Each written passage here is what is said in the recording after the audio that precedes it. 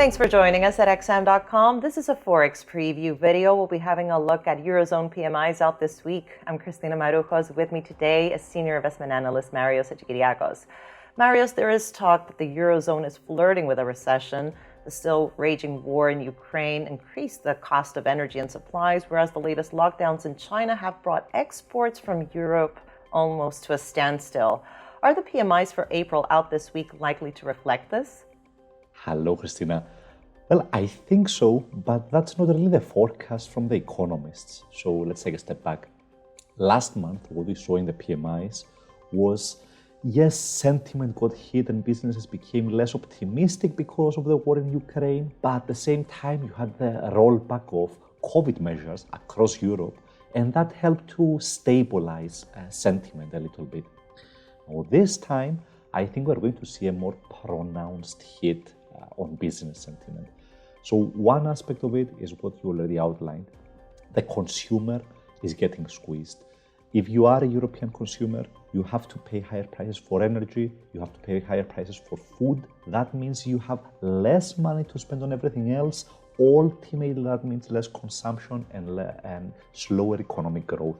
And the problem is compounded by what's happening in China. We saw an implosion in Chinese imports lately because of the lockdowns there. That means European exports probably didn't perform very well. So the economy is probably going to take a double hit because of these two factors. And the third hit is what the European Central Bank is doing.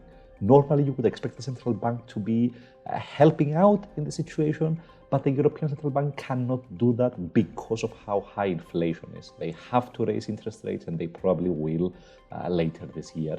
So it's looking like a rocky situation. I think we're likely to see a disappointment in the PMIs, and I think the PMIs will follow what we have seen in consumer confidence measures and some German business surveys earlier this month. Those rolled over. Apart from economic data, though, we also have political developments in Europe this week. The second round of the French presidential election is coming up on Sunday. And on Wednesday, of course, we have the all-important debate between incumbent President Macron and his rival, Marine Le Pen. What should we expect on the political front, and what is the outlook for the euro?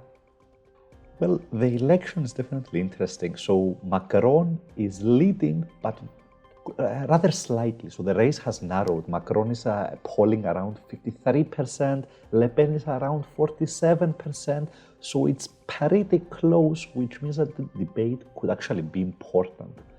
Now, if the race continues to tighten and we're heading towards the weekend with opinion polls being closer to 50-50, that I think is the worst outcome for the euro. I think you are likely to see the euro remaining under pressure as everyone hedges their election risk, essentially, in the markets. Now, in the bigger picture, I still think that the outlook is negative. It's difficult to argue for a rebound in the euro until the growth outlook improves. And for that to happen, we need to see some good news on the war, which we haven't been getting.